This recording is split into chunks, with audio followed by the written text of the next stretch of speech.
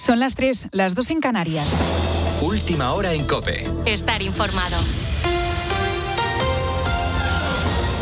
Y son las 7 de la mañana, ahora mismo en Nepal. A esta hora continúan las labores de búsqueda de desaparecidos por la brutal riada. El número de víctimas mortales asciende a 160 y habría casi 800 desaparecidos, muchos de ellos turistas. Según las autoridades nepalíes, habría 2 españoles en paradero desconocido, pero el Ministerio de Exteriores asegura que no constan españoles afectados o ilocalizables en estos momentos. Las intensas lluvias, la inestabilidad de las laderas y los accesos dañados están dificultando la búsqueda de víctimas en zonas como el condado de Girong, donde los equipos han detectado un lago formado por el represamiento natural del agua cerca del paso fronterizo con Nepal. Además, calma tensa en las calles de Ceuta después de que un fuerte despliegue policial haya tenido que intervenir para evitar enfrentamientos en la playa del Trampolín.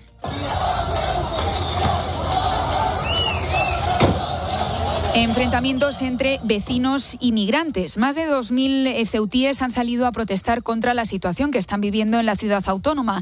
Ante la delegación del gobierno han pedido la expulsión de los que todavía permanecen en suelo ceutí y critican la gestión del gobierno central de la crisis migratoria. Precisamente este jueves continúan las comparecencias de ministros en el Congreso para dar explicaciones al respecto. Hoy será el turno de Félix Bolaños y también de Mónica García. Sandra Asenjo. El primero en comparecer será Félix Bolaños a las 10 de la mañana ante la Comisión Mixta de Seguridad Nacional. Tendrá que justificar los planes de coordinación y la lenta reacción institucional que denuncia el gobierno ceutí, además de la oposición, en la ciudad autónoma. También como titular de Justicia tendrá que responder ante las denuncias por la saturación de los juzgados en Ceuta. 2 horas después, a las 12, será el turno para Mónica García. La ministra de Sanidad negó hace 10 días el colapso sanitario en la ciudad autónoma, lo que ha provocado el malestar del sindicato médico en Ceuta. No hay un colapso sanitario, como he podido dar con las cifras. Prueba de ello es que no hemos tenido que pedirle a ninguno de los profesionales que vuelva de sus vacaciones. Además del colapso, tendrá que rendir cuentas por el riesgo sanitario y la transmisión de enfermedades, así como el chantaje que denuncian algunas autonomías por las 45.000 vacunas cedidas. Mañana, por lo tanto, segunda ronda de comparecencias en el Congreso, marcada también por las contradicciones entre Robles y Marlaska sobre el CNI.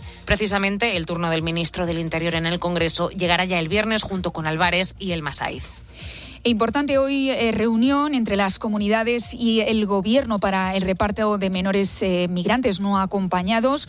No asistirán Aragón, Extremadura y Castilla y León, donde el PP gobierna junto a Vox. Mientras, los servicios médicos ceutís siguen tensionados y a esto se le suma un colapso asistencial evidente que cada vez se nota más en los hospitales. Y eso con los sanitarios de la ciudad autónoma exhaustos, con turnos interminables de trabajo. Manuel Mora Figueroa. La incertidumbre que rodea la vuelta al colegio y en general a la normalidad empieza a extenderse a los hospitales. Los ciudadanos tienen miedo y ven ante ellos colas interminables y un sistema sanitario colapsado. Después también tenemos otros casos que son los pacientes que les da miedo ir al hospital porque tienen miedo a contagiarse, pero en definitiva no van y tienen enfermedades crónicas que se van agravando. Nos recuerda un poco al COVID, ¿no? Es decir, que casi le tienen más miedo al hospital que a su propia enfermedad, ya sea un problema de corazón, de riñón, de diabetes, etcétera, etcétera. Es Enrique Roviralta, presidente del Colegio de Médicos de Ceuta, que también nos ha contado cómo ha aumentado el número de pacientes atendidos por salud mental. La epidemia de salud mental es que estamos viendo cada vez más casos de pacientes, adultos y niños, que sufren de trastornos ansioso-depresivos, o bien porque se ha agravado su trastorno mental, o bien porque ya lo están generando. Recordamos que el gobierno no contó con el Colegio de Médicos para la reunión sanitaria de Ceuta este martes. Con la fuerza de ABC. COPE. Estar informado. Y en el deporte, el Real Madrid ha ganado por 4-1 a la Real Sociedad en su estreno liguero en casa, con un hat-trick de Mbappé. Hoy juega Celta-Osasuna y el Barça contra el Athletic a partir de las 8:30. Podrás escucharlo en directo con nuestros compañeros de Tiempo de Juego. Y Matthew Brennan gana la 5ª etapa de la Vuelta, mientras Pogačar mantiene el liderato con más de 3 minutos de ventaja respecto al pelotón. Te quedas escuchando Poniendo las calles. COPE. Estar informado.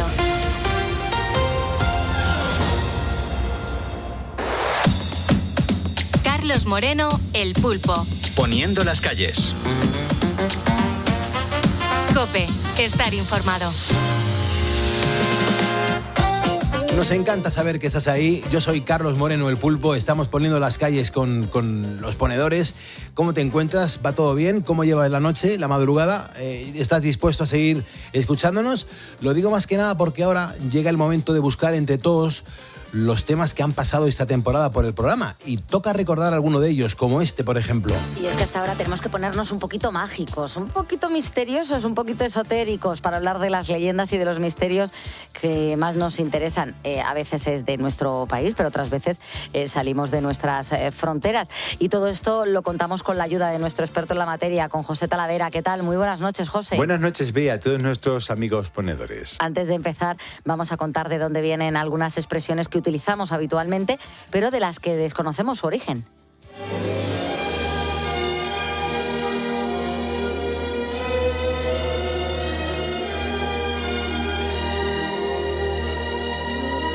Hoy concretamente hablamos de una que se dice pues cuando alguien embelesado y con la boca abierta está distraído o absorto. Y comentamos algo como está pensando en las musarañas. Lo primero que hay que decir es que son las musarañas que existen realmente, aunque parezca que no.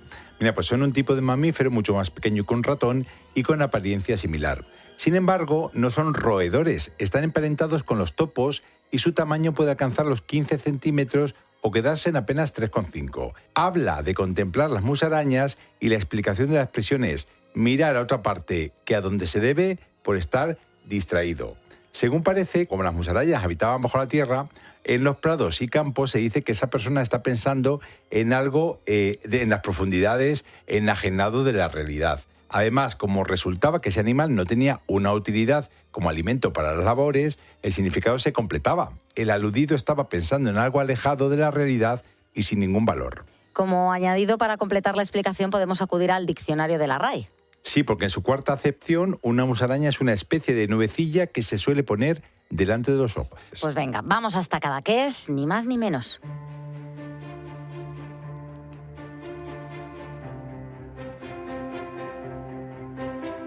¿Y quieres que nos acerquemos hasta allí? Porque toca conocer la leyenda de la isla de la rata o la masa de oro.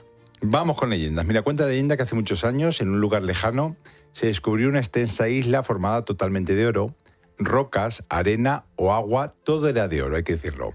Los marineros planearon el viaje para ir a todo por todo el oro que pudieran. El problema era que cuando llegaban allí el viento soplaba con furia, formaba remolinos y grandes olas y hundía todas las embarcaciones. Pero había más, porque los que conseguían llegar sin ahogarse tenían que enfrentarse a terribles monstruos marinos que protegían la isla de oro. De ese modo, era casi imposible llegar hasta ella. Claro, no, de hecho parece muy difícil llegar ahí con los remolinos y todo eso. Bueno, espera que hay más. Mira, si conseguían salvarse de los monstruos, se ponía delante un pulpo gigante que destrozaba las naves de un tentaculazo. Se cuenta que algunos marineros llegaron y consiguieron llenar sus sacos de oro, pero nunca pudieron salir de allí, pues la isla estaba repleta de ratas gigantes que los atacaban y les sacaba el corazón, los ojos y el cerebro. Por favor, qué brutalidad. Vaya que era una isla maldita, llena de peligros, por lo que cuentas. Así es, y cundió la idea de que el que allí llegara y se mantuviera vivo hasta la puesta de sol sería inmortal. Pues llegó un día, un marinero, que no era nada miedoso, construyó un barco muy pesado, lo forró con cuchillos afilados para matar a los monstruos y al pulpo gigante y se puso en marcha. Bueno, este parece ser el héroe, ¿no? Por lo que veo de la historia. Eso espero. Mira, pues te cuento. Mira, superó todas las pruebas, llegó a pisar su superficie y cuando oyó a las ratas gritando, sacó 2 sables gigantes. Pero llegó tarde, pues sin darse cuenta, le arrancaron los ojos, el corazón y el cerebro para enviar un mensaje al resto de marineros, el de que jamás conseguirían salir de allí con vida. Todavía hoy delante de la playa de Portligat podemos observar los restos de aquella enorme isla de oro que sigue soltando destellos bajo los rayos del sol. Así que si va ahora la gente en este puente, puede aprovechar y puede ir a visitarla a ver si consigue llegar hasta allí. Intensísima esta historia. Sigamos nuestro camino por la Costa Brava.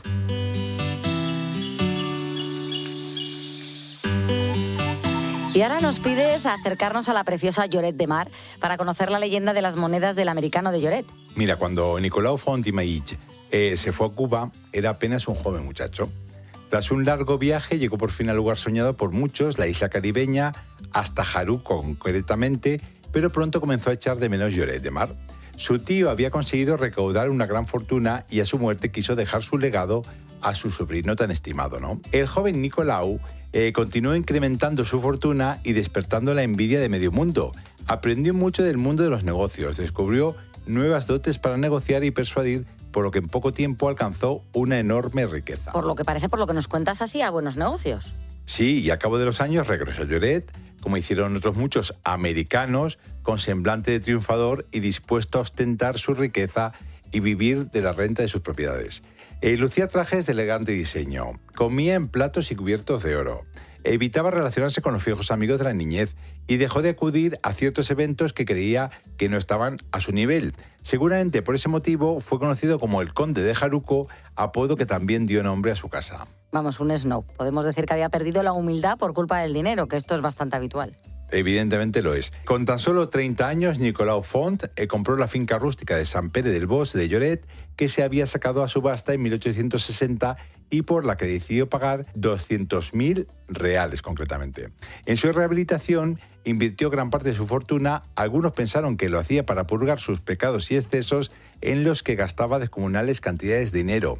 Cuenta la leyenda que fue tan grande su devoción por la finca que quiso pavimentar el suelo con monedas de oro. Por respeto al monarca, que aparecía en la moneda, solicitó su permiso y le envió una carta comunicándole su intención. Al cabo de unos meses recibió su aprobación, pero también le obligó a cumplir una condición: que las monedas se colocaran de canto para que la gente al caminar no pisara la cara acuñada de su majestad, y así lo hizo. Madre mía, más que una leyenda parece un tratado de cómo gastan el dinero los nuevos ricos. Aún así me ha parecido interesantísimo, ¿eh? Y nos vamos a ir a otro lugar emblemático de la Costa Brava.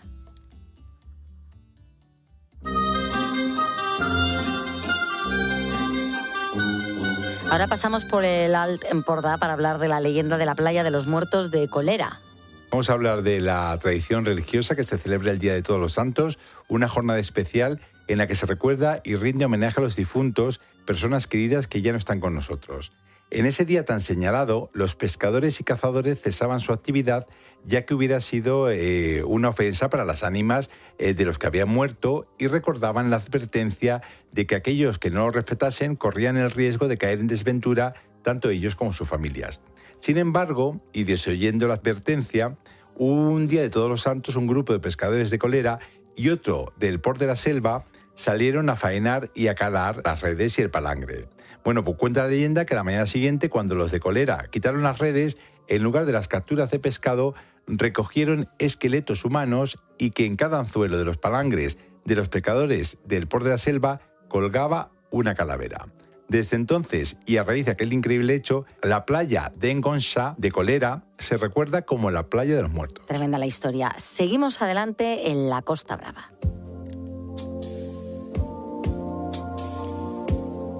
Y ahora nos invitas a pasear por la magnífica Tossa de Mar para contar la leyenda de la quilla petrificada. Cuenta la leyenda que en el castillo de la Vila Bella vivía una dama bella como un lucero, se la describía así tal cual, ¿no? Todos los vecinos de Tossa lo sabían, pese a que nunca había salido de sus murallas, porque la veían pasear por la fortaleza a través de las almenas. Era tan hermosa, tan hermosa, tan hermosa, como se contaba, que venían pretendientes de países lejanos a cortejarla, pero tras recibir sus alabanzas y propuestas, eran rechazados de inmediato con delicadeza y firmeza. Vamos, que es que no se quedaba con cualquier cosa, como debe ser, que era de carácter fuerte. Sí que lo era, Bea. Mira, entre ellos se encontraba un pirata berberisco que fondeó su nave ante el castillo para poder contemplar la belleza de aquella dama misteriosa de la que, sin poder evitarlo, se enamoró perdidamente. Se quedó inmóvil noche y día, con la mirada fija en el castillo, atento a cualquier gesto de su amor. Su tripulación le abandonó. Las velas de la nave se marchitaron. A él le crecieron los cabellos y la barba. Adelgazó mucho y se arrugó su piel. Todo por esperar ese gesto que no llegaba nunca. Pero sus ojos de enamorado continuaban chispeantes, buscándose, en fin, los ojos de la dama, que no le devolvían nunca la mirada. También te digo una cosa, me da penilla, pero hay que saber cuándo pasar página cuando no le gustas a alguien, ¿eh? Mira, Bea, un día, cansado de esperar la respuesta que nunca llegaba, el pirata tomó una decisión. Para no alejarse jamás de su estimada, hundió la nave en aquella playa ante el mismo castillo. El barco hizo una voltereta como una gran ballena herida y quedó del revés con la quilla en alto. Por un hechizo que nadie nunca explicó, la quilla se convirtió en una gran roca. Hoy la podemos ver entre la Mar Menuda y la Playa Grande, testigo y símbolo de un amor insondable. La gente de Tossa dice que en las noches de luna llena se puede observar la silueta del pirata de pie en la quilla y la de la dama asomada en la torre. Y así seguirán para siempre. Pues muy interesante todo. Vamos ahora a conocer en minuto y poco, como hace siempre, algunos de los misterios más importantes de la historia de la humanidad.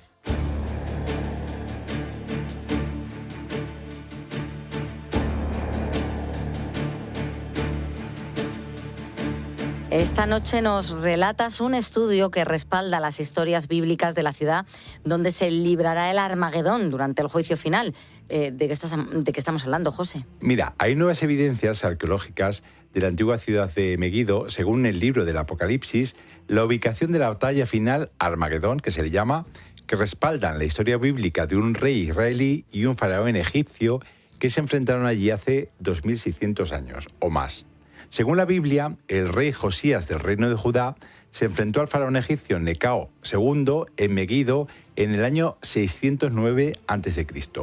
Ahora, un análisis de fragmentos de cerámica indican que Meguido estaba efectivamente ocupada por los egipcios en ese momento. Se han descubierto además numerosos fragmentos de cerámica egipcia, también otros de cerámica griega en una capa que data de finales del siglo VII, una época en la que Egipto solía emplear mercenarios y griegos junto con sus tropas. Los investigadores determinaron el origen de los fragmentos examinando el tipo de arcilla y su estilo.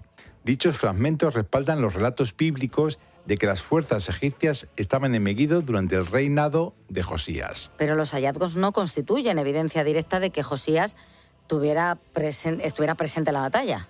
Y si estuvo allí, como señala la Biblia, tampoco queda claro si murió a causa de las heridas sufridas durante la batalla contra los egipcios o si fue ejecutado.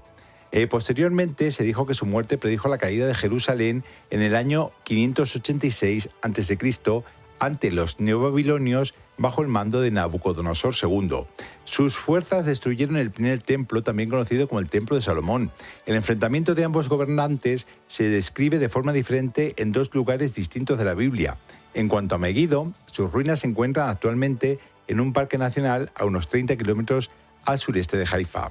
Meguido fue una ciudad de importancia estratégica en un cruce de rutas comerciales y militares y fue ocupada en diferentes épocas por cananeos, israelitas, asirios, egipcios y persas. En ella se libraron numerosas batallas importantes y su nombre inspiró la palabra Armagedón, el lugar de la batalla final profetizada en el Apocalipsis o fin del mundo. Interesantísimas, la verdad, todas las historias. Desde la década de 1920, las excavaciones en Meguido han desenterrado, José, más de 20 capas arqueológicas. ¡Qué menudo trabajazo!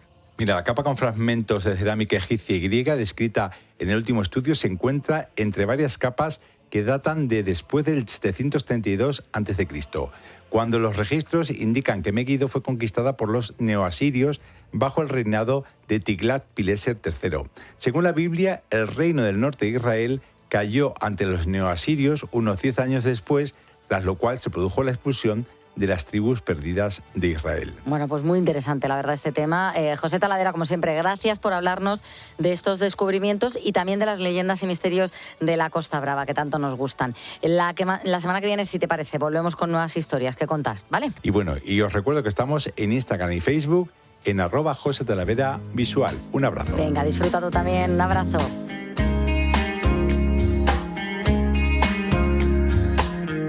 Fue la luna que dejaste en mi colchón, tus ojos. 3 de 4 barcos naufragaron en la forma de tus modos. 5 las mañanas esperando a que volvieras del trabajo. 6 canciones llevo sin dejarte de querer y aún no he acabado. 7 los hoteles que dejamos sin aliento y menos solos. 8 vinos duelen al soñarte, equivocada en brazos de otro. 9 teclas grises de un piano de pared desafinado. 5 dedos con mis otros 5 faltan demasiado. Con todo para ti, nada a mi lado. Si quieres, te ayudo a subir bolsas del mercado. Si quieres, hacemos el verano algo más largo. Si quieres, nos quitamos la ropa y leemos algo. Que la luna siempre llena de tus besos.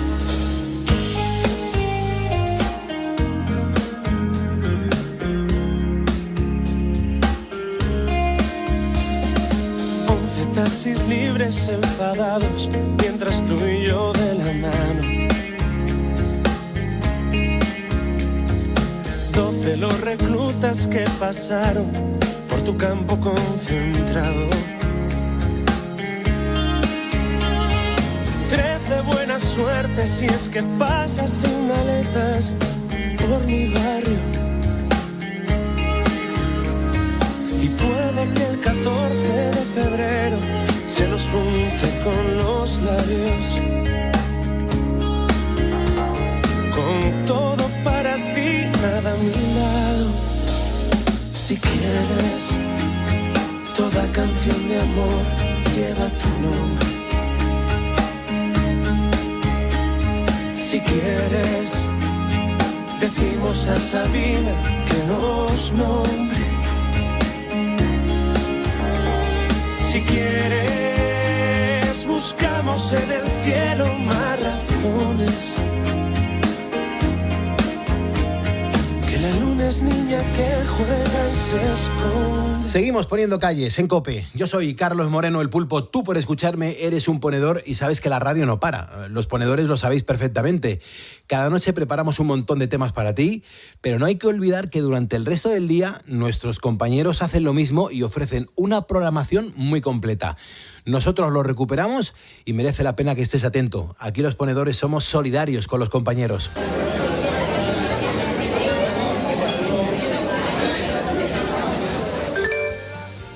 ¿Te has dado cuenta de una cosa? Antes entrabas en un bar y había un murmullo constante como el que has escuchado. En el autobús también, en la sala de espera del médico, incluso haciendo cola en el supermercado. Siempre había alguien hablando. Pero hoy la imagen es otra. Todos juntos estamos, al lado como siempre, pero cada uno mirando su pantalla. Y no es solo una sensación tuya. La ciencia acaba de demostrar que literalmente hablamos cada vez menos.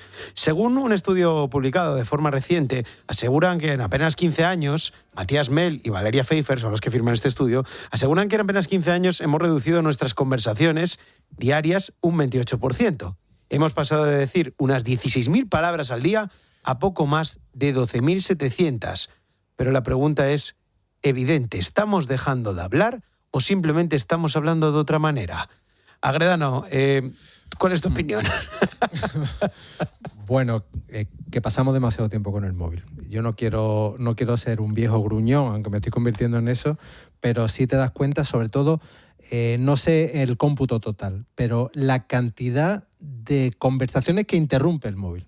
Eso sí es un hecho, que tú estás teniendo una conversación y te llega un mensajito y hay algo del trabajo, hay algo importante, y al final ese gesto de atender al teléfono inmediatamente hace que se queden muchas conversaciones interesantes en el camino. Eso sí lo creo. Y encima es que los datos respaldan esto que es una percepción, ¿no? Que antes había más murmullos, antes había más conversaciones, desde la parada de bus al metro, a los bares y a las salas de espera. En la sala de espera le podías contar al que estabas al lado qué es lo que te pasaba y él también a ti. Ahora todo ha cambiado, estamos con el móvil. Vamos a preguntárselo a Mariano Urraco Solanilla, que es profesor de Sociología de la Universidad Complutense de Madrid. Mariano, ¿qué tal? Buenas tardes.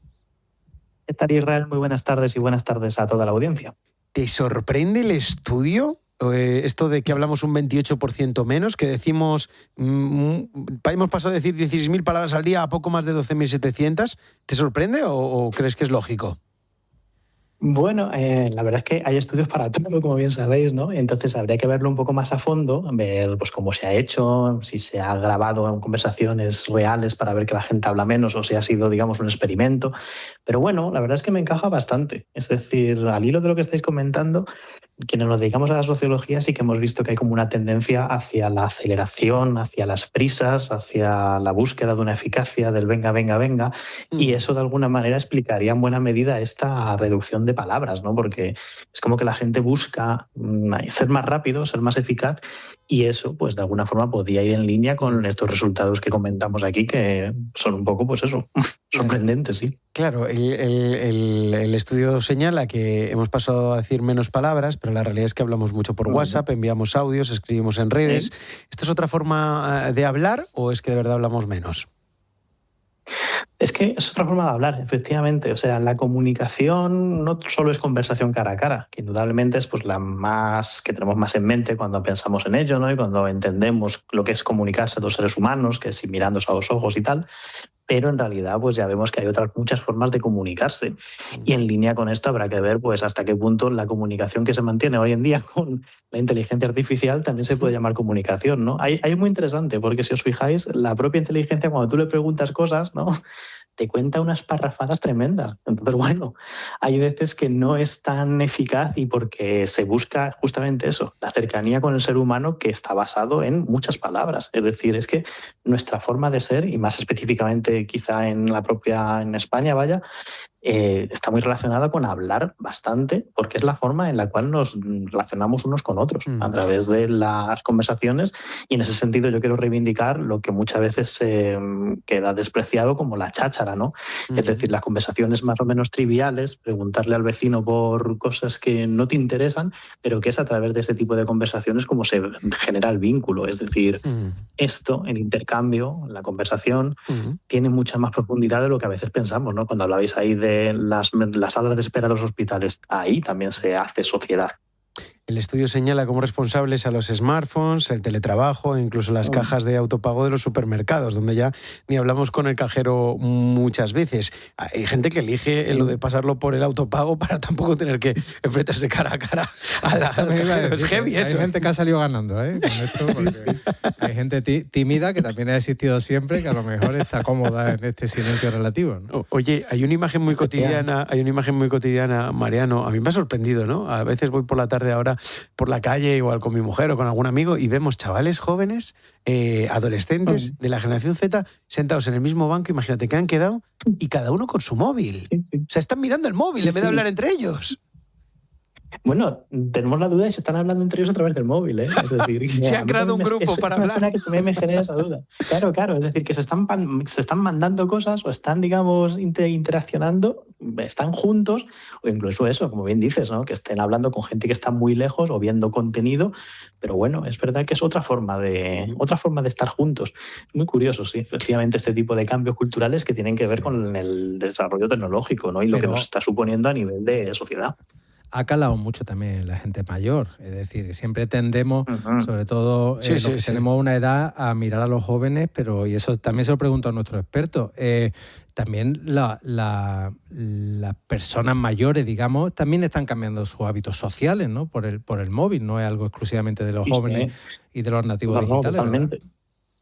Además, como comentabais al principio, que estás en una conversación y de repente un mensajito del trabajo, alguna cuestión que hay que atender, no es que tengo que resolver alguna cuestión. Ese tipo de actuaciones son más de, pues eso, gente que está en una edad laboral, digámoslo así, los 30, los 40, los 50, que de los propios jóvenes, que en el momento en el que están, básicamente están. Otra cosa es que desconecten y se vayan a su móvil, pero cuando están interesados por algo, son mucho más, digamos, fieles que las personas que estamos en una edad, pues eso, que te llaman, te interrumpen y las conversaciones, como bien habéis dicho, se pierden, ¿no? Y quedan ahí colgadas muchas veces para sine die, ¿no? Otro tema aparte y otro tema que, claro, que llega aquí, que ha irrumpido de forma impresionante, es lo de la IA, que decías, la inteligencia artificial, el ChatGPT, el Gemini y todo esto, incluso los asistentes tipo Alexa de conversación o de preguntar cosas. Mira, la hija de unos amigos tienen que corregirla últimamente, tiene como 5 años, tienen que corregir últimamente porque le habla a la gente como le habla a Alexa. Es decir, le dice, ponme no sé qué, ni por favor ni nada, ponme no sé qué, hazme esto, calla. Sí. Esto es un problema, ¿eh? Sí, lo es. Es un problema porque digamos que las formas en las cuales uno se socializaba antes, o sea, uno aprendía cómo tenía que comportarse en sociedad, son distintas desde el momento que aparece una inteligencia artificial o la tecnología en general, que como bien dices, antes a lo mejor para pedir un favor a alguien, antes tenías que ganarte a esa persona durante, ya digo, tiempo de charla insustancial, digámoslo así, ¿no? Ahora no, ahora todo es como mucho más directo y mucho más eficaz. Y en ese sentido, pues lo que digo, es que el mundo está muy acelerado, hay muchas prisas y todo es como una búsqueda permanente del interés y la eficacia. Y eso implica, pues como bien dices, que todo lo que sea cortesía, digamos, se considera superfluo, se prescinde de ello y, claro, se genera un mundo mucho más frío y calculador al final. Tenemos un problema cuando los chavales, sobre todo nativos digitales, es verdad que también pasa con los mayores, es lo que decía Gredano, pero tenemos un problema cuando prefieren contarle un problema, por ejemplo, a ChatGPT, a la IA, antes que a sus padres o a sus amigos. Es que yo entiendo que ellos sienten que están menos, como diría, juzgados. Al final, hablar con el móvil, bueno, el móvil no te pone caras de ningún tipo. Y en ese sentido, pues la confianza es importante, ¿no? Y hay un problema, efectivamente, claro, un problema de comunicación, pero es que es justamente eso, que nosotros entendemos la comunicación en un sentido que ha cambiado. Y ahora, pues, la comunicación tiene otros canales y tiene otros agentes y no es tan sorprendente que al final, pues, alguien prefiera, eso, personas tímidas, ¿no? Prefieran hablar, por ejemplo, con la caja automática del supermercado que hablar con la cajera o con el cajero. Qué fuerte. Mariano Urraco, profesor de Sociología de la Universidad Complutense, gracias por estar en la tarde. Un placer siempre. Un abrazo. Un abrazo. ¿Quieres contarnos algo? Escríbenos. Busca COPE en Instagram, X, Facebook y TikTok. Verano y Liga. ¿Se puede pedir más?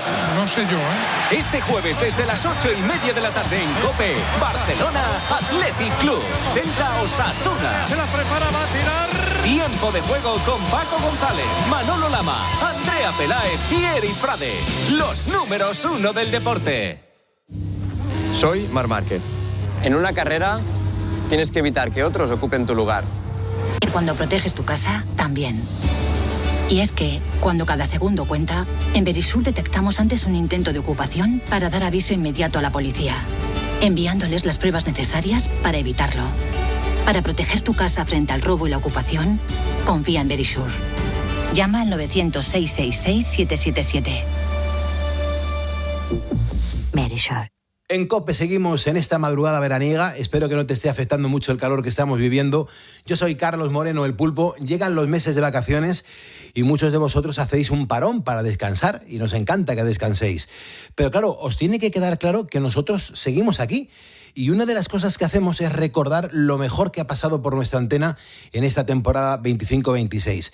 Esto que vas a escuchar es un ejemplo de ello y lo hemos vivido en un momento de radio maravilloso. Ya sabes que hay muchas profesiones, este programa sabe mucho de profesiones porque durante la madrugada se realizan un montón de ellas que muchas veces durante el día pasan desapercibidas, pero nos fijamos en muchas historias que nos llaman mucho la atención y hay muchas profesiones que requieren de un entrenamiento físico o incluso de preparación física, como lo quieras llamar. Bueno, aquí atención porque las oposiciones de cuerpos y fuerzas de seguridad del Estado, los bomberos, las Fuerzas Armadas, los servicios penitenciarios, pues son vitales para este mundo, ¿no? Ya no solamente es que cuentan con una oposición que la requieren, ¿no? Hay también astronautas que antes de ir al espacio, pues deben estar en plena forma. Deben estar en plena forma porque pueden sufrir consecuencias importantes en la misión. Bueno, yo no sé si tú sabías, ponedor, que pueden llegar a perder hasta un 20% de su masa muscular en apenas 2 semanas. Es que esto es así. O incluso que sus huesos se debilitan a un ritmo 10 veces más rápido que el de una persona con osteoporosis en la Tierra. O sea, son unos datos que nos están dejando aquí a todos en el estudio con la boca abierta. La gravedad, por ejemplo, es la causa de que el cuerpo pierda fuerza y por eso deben tener unas condiciones inmejorables a nivel físico. ¿Qué vamos a hacer ahora en Poniendo las Calles en la cadena COPE? Pues vamos a hablar con Guillermo Gil Rojo. Guillermo Gil Rojo es uno de los profesionales encargados de que los astronautas lleguen al espacio en las mejores condiciones posibles. Guillermo aquí es un preparador físico de élite, de astronautas, ha sido atleta, bueno, pues de top, de los más expertos que ha habido en España, es guía paralímpico además en las Olimpiadas de Tokio 2020 y está poniendo las calles como uno más. Guillermo, ¿cómo estás? Muy buenas noches. Buenas noches, Pulpo. Pues aquí estamos trabajando un día más y bueno, pues velando porque los astronautas tengan una buena salud a 400 kilómetros de altura. Qué barbaridad, qué barbaridad. Qué responsabilidad, ¿no, Guillermo? ¿Cuál es la relación que tienes tú con el espacio? Cuéntame. Sí, pues mira, yo estuve trabajando en 2017 y 2018 en la Agencia Espacial Europea. Luego pues estuve trabajando con Thomas Pesquet, Luca Parmitano, Alexander Gerst, que son astronautas de la Corporación Europea, y también con otros de la NASA. Y en 2018 pues decidí volver a España para seguir con mi sueño olímpico, ¿no? Ir a los Juegos de Tokio. Justo en este periodo también empiezo a colaborar con otras agencias como Roscosmos, la Agencia Espacial de Austria, etcétera. Y bueno, pues velo también un poco por la preparación física de estos astronautas, no solamente en el espacio, sino también en la Tierra, previamente a sus misiones espaciales. Así que yo, digamos que me encargo de, dentro de un equipo médico multidisciplinar, la parte de la preparación física previa, durante y post misión espacial. Qué bueno, por favor, qué bueno. ¿Tú de pequeño querías ser astronauta o no? ¿Esto ha sido a posteriori? Bueno, quizás ha sido a posteriori. Sí que es verdad que de pequeño miraba las estrellas, mi padre me explicaba con cierta la poca capacidad que yo tenía para esa comprensión, ¿no? Que la luz de las estrellas que no llegaba era como eran las estrellas en el pasado. Cuando esa frase que se me quedó, que no comprendía, intenté comprenderla con más edad y lo comprendí, pues pude ver la dimensión que tenía todo esto del universo, ¿no? Y quise juntar esas dos pasiones, la astronomía y el deporte, en este caso la actividad física, para pues ser uno más, ¿no? Ayudar a estas personas que van al espacio a sus misiones. Es verdad que me hubiese gustado ser astronauta, por supuesto. Me presenté junto a Sara, junto a Pablo Álvarez también en la misma convocatoria que ellos. Fui uno de los caídos, pero orgulloso caído, porque lógicamente el nivel es altísimo y es verdad que los background académicos que se seleccionan no son habituales preparadores físicos, sino más ingenieros biomédicos, etcétera. Pero ya te digo que orgullosísimo de tener estos dos representantes españoles en las próximas misiones. ¿Qué pasa? Me parece increíble. Además, lo estás disfrutando y se te nota ahora mismo aquí en la radio, Guillermo? Claro. Es que es el mejor trabajo del mundo. Yo sé que tú tienes un trabajazo y que te encanta lo que haces, pero a mí mi trabajo, macho, es espectacular. Joder, ¿cómo se llega a ser preparador físico ni más ni menos que de astronautas? Porque eso ya es estar, claro, por encima de todo. Bueno, no es una especialización como tal. Sí que es verdad que cada vez hay más universidades que ofrecen pues cursos o expertos universitarios en medicina espacial, pero sí que es verdad que se suele llegar antes desde la rama de una especialización de un médico, ¿no? En el caso de la preparación física, en mi caso, yo no sabía, después de terminar ciencias del deporte, a qué dirigir mi especialización, y bueno, pues se me ocurrió hacer la temática de la adaptación fisiológica, lo que comentabas antes, cómo afecta al cuerpo el estar en gravedad cero, cómo afecta también la radiación y otros elementos de la Estación Espacial Internacional, y cómo la actividad física, en este caso el entrenamiento, pues es el salvavidas para que no lleguen literalmente hechos puré después de 6 meses ahí arriba, ¿no? Entonces, pues creo que me fascinó tanto, Pulpo, que bueno, decidí dedicarme a esto en cuerpo y alma. Qué bueno, por favor. ¿Has tenido que estudiar alguna carrera en concreto, Guillermo, para especializarte en esta preparación? Porque esto no es muy común. Sí. Ciencias del deporte, luego pues después de esto sí que es verdad que me he reunido con muchísimos expertos, haciendo mi tesis del fin de grado pues lógicamente de esta temática, varias tesis, he hecho 3 máster especializados en alto rendimiento, gestión deportiva y acondicionamiento físico, entrenamiento de fuerza, todo lo he ido derivando a esa especialización y bueno, pues también estoy cursando un doctorado. Es que es muy importante, porque yo que no controlo mucho de este tema, pero siempre me rodeo de gente que siempre me ilustra y nos ilustra a toda la audiencia.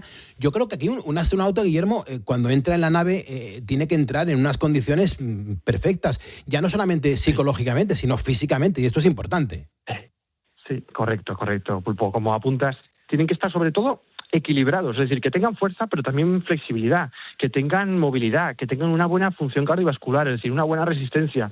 Todo eso tiene que estar equilibrado. Lógicamente, cuando pasan los meses en la estación, por mucho que entrenemos, lógicamente, para que la gente lo entienda, entrenan en torno a 2 horas y media de entrenamiento al día, 7 días a la semana. Es lo que prescribimos en la Corporación Europea, ¿vale? Aproximadamente eso. Entonces, lógicamente, pues tienen que entrenar eso para amortiguar los efectos de la microgravedad, pero no solamente es la gravedad cero, es el aislamiento, el confinamiento, la limitación de recursos. Mira, un dato importante.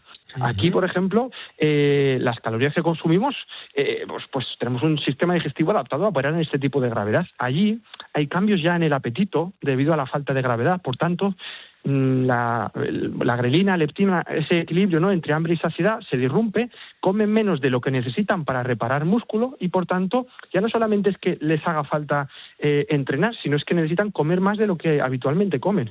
Por ponerte otro ejemplo, la farmacocinética, que es cómo se absorben los diferentes fármacos y cómo funcionan los fármacos en el espacio, es diferente a cómo funciona en la Tierra. Es decir, una dosis de ibuprofeno en el espacio funciona diferente a cómo funciona aquí en la Tierra. Es decir, hay tantos cambios que sabemos, pero otros tantos cambios que todavía no sabemos que ocurren, que digamos que es una ciencia que está en pañales. Entonces, ¿qué hacemos? Pues prueba-error. Tenemos un pool de astronautas aquí en la Tierra, que tenemos sus datos ya de sus misiones espaciales, y todo ese conocimiento lo aplicamos a los astronautas que actualmente están allá arriba. Guillermo, ¿tú consideras que es importante tener una determinada composición corporal o un cierto porcentaje de masa muscular? Lo digo más que nada porque yo creo que no cualquiera podemos meternos en este tipo de entrenamiento, no estamos preparados. Yo el primero, cuidado.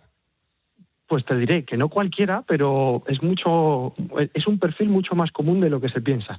Básicamente, un astronauta tienes que ser físicamente activo y, lo que te decía, tener un porcentaje de masa muscular bueno, pero no exagerado. Porque se ha demostrado que perfiles, por ejemplo, como el mío, de deportista de élite, o otros perfiles que tengan pues un culturista mucha masa muscular, son propensos a perder mucho más porcentaje de masa muscular que los otros, ¿sabes? Es decir, que al final lo que tiene que ser es una persona bastante más normalita de lo que podemos pensar. No son superhéroes a nivel físico, pero sí que tienen que llevar una actividad física regular y sobre todo variada, que incluya entrenamiento de fuerza, entrenamiento de coordinación, de control motor, de flexibilidad, de los diferentes tipos de fuerza. Decía fuerza, pero estamos hablando de fuerza de resistencia, fuerza máxima, fuerza explosiva, es decir, todo. Entonces, bueno, hay que ser completo. Esa es la respuesta que te puedo dar. Claro, sí. Claro. Pero claro, aquí todos los músculos, Guillermo, sufren igual ante la presión que ejercen la gravedad. No. Oye, eso es una pregunta súper interesante, Pulpo. Te voy a contar. Mira, la musculatura antigravitatoria, es decir, la que nos permite tener una postura erguida, ahora tú que estarás sentado, yo estoy aquí dando un paseo de pie para no enfriarme, que estoy ahora sigo entrenando. Qué barbaridad, pues estas horas de la madrugada es increíble, ¿eh? Es increíble. Sí, totalmente, pero ¿sabes qué? Que yo tengo los cambios horarios, entonces yo puedo entrenar ahora. Claro, entonces estoy aquí dándome un pequeño paseo. Pues toda esa musculatura antigravitatoria, ¿qué ocurre? Que, pues por ejemplo, el sóleo, el gemelo, la musculatura del pie, la musculatura paravertebral, todo eso nos permite estar erguidos, no caernos. Esa musculatura es la que más sufre, ¿vale? Es decir, los paravertebrales, por ejemplo, los multífidos, transverso abdominal, lo que te decía, la musculatura del pie, la zona de la pantorrilla, el gemelo, toda esa musculatura sufre mucho más que, por ejemplo, la zona de delante, ¿no? El cuádriceps, por ejemplo, los isquiotibiales sufren menos pérdida de masa muscular. Entonces, pues tenemos que estar atentos siempre a esas pequeñas diferencias también. Impresionante, o sea, es impresionante. Por ejemplo, si el tema de la fuerza, ahora nos están metiendo por activa y por pasiva, que los que ya tenemos, yo tengo 51 palos, los que ya tenemos sobre todo más de 50 años, que tenemos que darnos sesiones de fuerza, machacar la fuerza. Joder, uno tiene que estar ya con la fuerza correcta, que tenga buena fuerza para, pues meterse en una misión espacial. Y luego, segunda pregunta, ¿cómo se realizan los ejercicios de fuerza en una misión en el espacio? Fácil no tiene que ser. No. Desde luego que no. Mira, respondiendo a tu primera pregunta, es verdad que la fuerza es uno de los componentes más funcionales del ser humano. Es decir, nosotros tenemos un esqueleto que sostiene, digamos, el sistema muscular y el sistema tendinoso y el sistema ligamentoso, que es lo que nos hace movernos, interactuar con el espacio. Si fuésemos un cerebro con un esqueleto, pues no nos podríamos mover, lógicamente, no generaríamos movimiento, pero no podríamos interactuar con el entorno. Por tanto, la primera función del sistema musculoesquelético es esa, la de moverse. Si nosotros no movemos, no producimos fuerzas, pues nos oxidamos, perdemos, desechamos aquello. Digamos que si una persona del espacio no volviese a la Tierra, no necesitaría esa cantidad de masa muscular y por tanto volvería algo parecido a un chicle, porque perdería toda su masa ósea y lógicamente la masa ósea, que es donde se sujetan los músculos, pues también se perdería. Sería como un bubble, ¿no? Un chicle. Y bueno, pues es por eso que es tan importante hacer ejercicios de fuerza, por ejemplo, sentadilla, peso muerto, elevación de gemelos, press de banca, los multiarticulares, que son lo más importante, por optimización de tiempo, porque ya te digo que 2 horas y media al día es bastante tiempo. Y luego, con respecto a la segunda pregunta, claro, dirás, ¿cómo hacen un press de banca? Es decir, pues si en el espacio te da igual levantar 300 kilos porque pesan exactamente igual que 2 kilos, pesa lo mismo, ¿no? En una gravedad cero. Tenemos diferentes sistemas para entrenar la fuerza. El primero de los sistemas actuales es un sistema de pistones en vacío.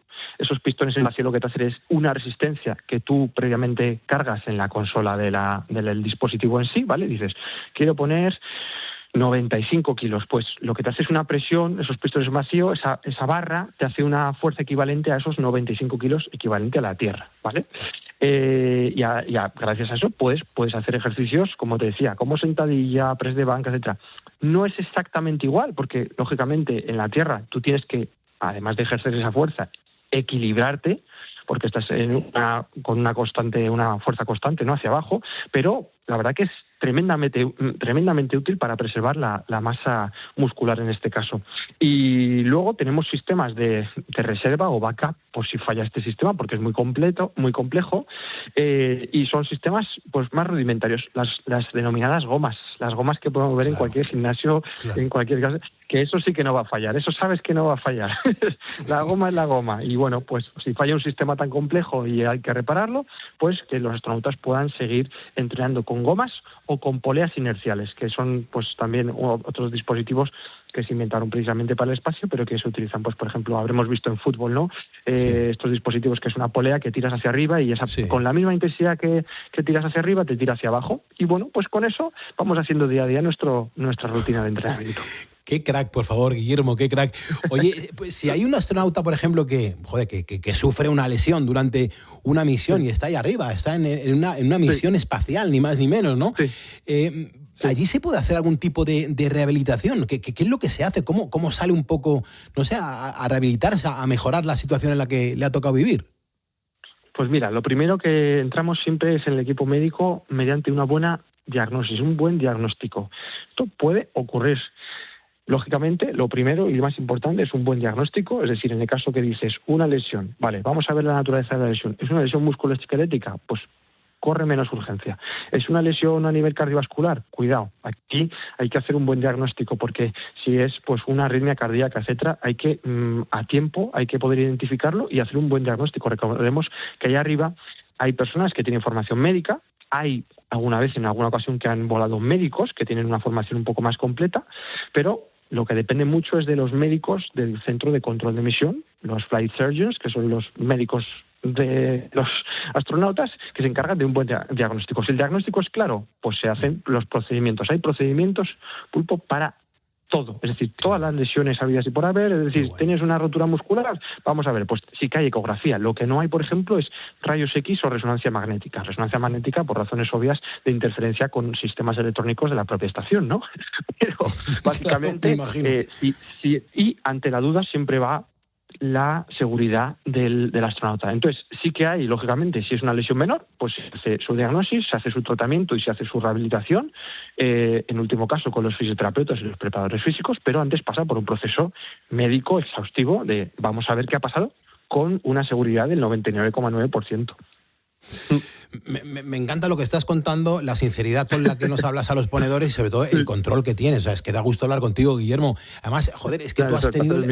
No, te lo digo con el corazón. Tú has tenido, joder, el privilegio de entrenar a Sara García, la primera mujer astronauta española, también a Pablo Álvarez, entre otros muchos. Joder, déjame que te pregunte algo muy directo, Guillermo. Cuando se prepara una misión así de exigente, de esas que no admiten errores... Hay diferencias, con la mano en el corazón, ¿eh? Hay diferencias reales entre entrenar a un hombre o a una mujer para una expedición a este nivel. Porque estamos hablando de algo, vamos, joder, espacial.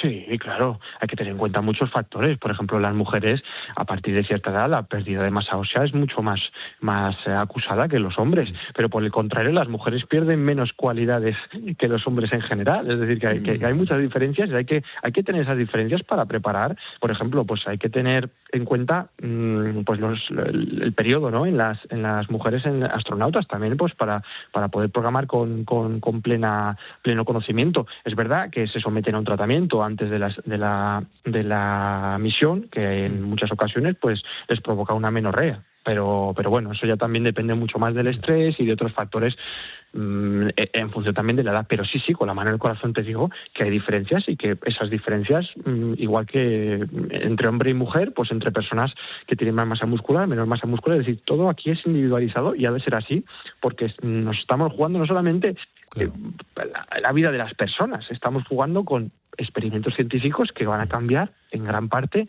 la tecnología de la Tierra. Es decir, al final, todo lo que yo te pueda estar hablando estas horas de la madrugada con un móvil en la mano es gracias a que, oye, los chips son más pequeños y cada vez son más pequeños y podemos comunicarnos a esta distancia. Pero si no ocurren estas tecnologías, no se desarrollan, pues no podríamos estar haciendo esto. Por tanto, la importancia de estos experimentos que llevan a conclusiones científicas que la gente se piensa que se quedan ahí en el espacio y para nada. Todo esto, la mayoría, el 95% se aplica directamente en la Tierra. Tal cual, tal cual. Otro tema importante, y no hemos hablado de ello, es la alimentación. La alimentación, yo creo que tiene que jugar un papel importante, ¿no? Yo no sé si cambia mucho la dieta antes, durante o incluso después de la misión, pero claro, ahí están los astronautas que les cambia la vida para todo. Sí, total. Te voy a contar varias curiosidades aquí porque estamos en un terreno que a mí me encanta la alimentación. A mí me encanta comer pulpo, me encanta comer. Te noto que estás a gusto poniendo las calles, Guillermo, que lo sepas. Sí, totalmente. Bueno, aquí hay que estar por si ocurre alguna emergencia y siempre hay que estar al teléfono y a punto de todo. Con respecto a la alimentación, lógicamente ellos tienen pues un menú diario, ¿vale? Compuesto principalmente de comida liofilizada, irradiada, termostabilizada, es decir, hay diferentes tipos de comida, pero recordemos que hay pues pocas ocasiones tienen la oportunidad de comer cosas frescas, lógicamente. Pescado no, pero por ejemplo, de vez en cuando, y es uno de los mayores alicientes que hay para los astronautas, es que pues les traen cargo de fruta fresca, una naranja, una manzana, etcétera, y claro, lo disfrutan muchísimo. El resto es comida liofilizada, ¿vale? Liofilizada. Es decir, que luego lo tienen que rehidratar. Te diré que la comida liofilizada está bastante bien conseguida, ¿vale? Y que el proceso de liofilización, lo bueno que tiene es que preserva muy bien los macronutrientes. Es decir, las proteínas, los hidratos de carbono, las grasas, incluso los micronutrientes, las vitaminas, los minerales, lo preserva muy bien. Es un sistema que, nos funciona muy bien y que, hace que algo que está fabricado hoy pueda comerse en 2030 o 2035 sin absolutamente ningún problema. Te lo digo con la mano en el corazón, sabe igual exactamente. Entonces, la naturaleza de la comida, por lo general, es eso, liofilizada. En segundo lugar, pues se hacen tres comidas principales, desayuno, comida y cena, 2 snacks diarios, y es verdad que se intenta que coman más de lo que comen, ¿vale? Que siempre se tiende a programar un número de calorías mayor a lo que sería teóricamente necesario. ¿Por qué? Porque muchas veces, sobre todo en los primeros días de misión, hay cambios a nivel del sistema cardiovascular, sobre todo a nivel también del sistema neurovestibular, que es el del equilibrio, el mareos, etcétera, y no suelen tener tanto apetito, ¿vale? Tienen la sensación de estar completamente hinchados al principio, entonces hay que obligarles un poquito a comer. Y bueno, pues básicamente es eso sumado a que, por ejemplo, cambios... Mira, es que te voy a decir cómo afecta todo para todo. Cuando tú estás en gravedad cero, se acumula gran parte de la sangre en la parte superior del cuerpo, ¿vale? Porque, lógicamente, al no haber gravedad, pues la sangre no baja, ¿sabes? Y el sistema de retorno venoso sigue funcionando, entonces toda la sangre se bombea hacia arriba y tú en las piernas se te quedan chicken legs, que ese efecto se llama chicken leg, que es una pata de pollo, y puffy face, que es, pues se te quitan todas las arrugas y todo, porque toda la sangre la tienes prácticamente de la cintura para arriba. ¿Qué ocurre? Que esto hace que tengas una especie de congestión nasal constante, ¿vale? Como si estuvieses constipado. Entonces, ¿qué ocurre con esto? Que los alimentos no te saben tanto. Por eso es súper importante ahí elementos como las especias y las salsas. Eso es tremendamente Especias importante. y salsas. Para que la comida te sepa, sí, salsas y especias. Es digamos, si por ejemplo, pues ahí tienen como una especie de pancakes, ¿no? Para por las mañanas, pues te puedes hacer un pancake sin ningún problema en absoluto. Pero claro, pues lógicamente el pancake de por sí, pues lo tendrás que poner con algo. Pues esas mermeladas, esas especias, salsas que le puedes poner, tienen que tener un sabor un poquito más intenso de lo habitual aquí en la tierra. Aquí te saldría súper empalagoso y ahí, sin embargo, no te es empalagoso precisamente por este efecto, porque estás como constipado. Tienes ese efecto de constipación. Entonces, bueno, pues sí, ya te digo que la ciencia del comer allí es curioso. Guillermo, ya para finalizar, que no te quiero quitar más tiempo, estamos poniendo las calles aquí en la cadena COPE.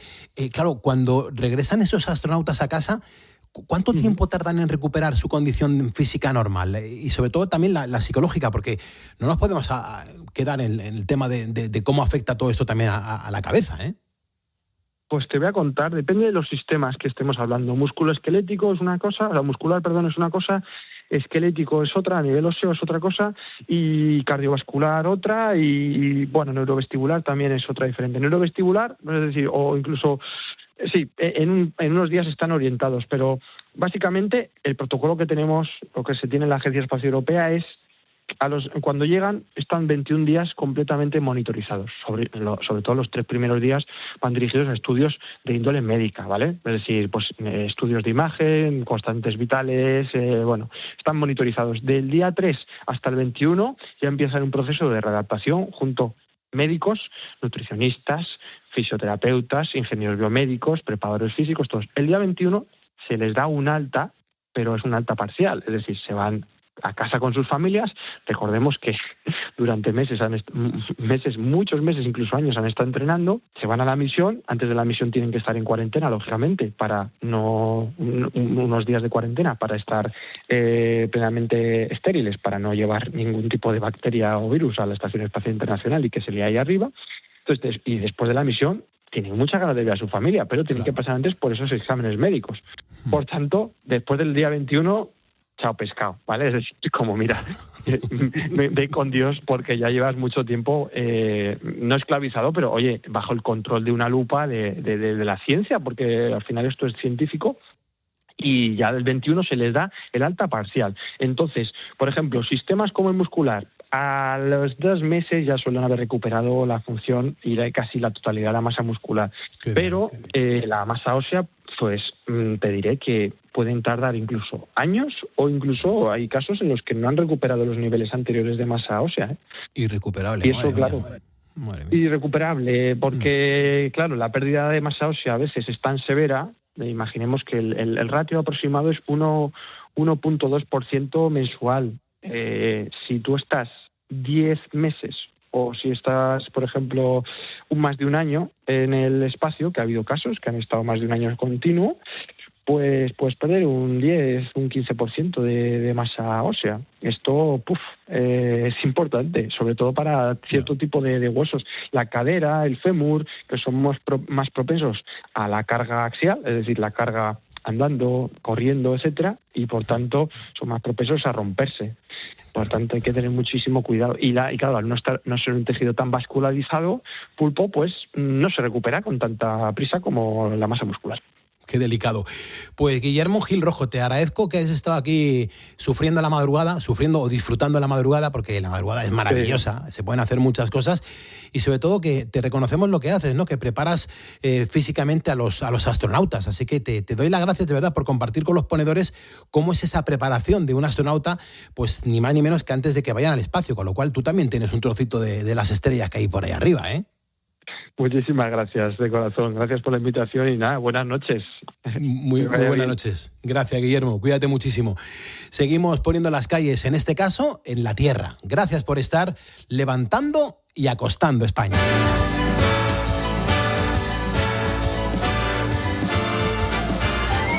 It's the most wonderful time of the year, with the kids jingle belling and everyone telling you be of good cheer. It's the most wonderful time It's the happiest season of all. With those holiday greetings and gay happy meetings when friends come to call. It's the happiest season of all. There'll be parties for hosting, marshmallows for toasting, and caroling out in the snow. There'll be scary ghost stories and tales of the glories of Christmases long, long ago. It's the most wonderful time of the year. There'll be much mistletoeing and hearts will be glowing when loved ones are near. It's the most wonderful time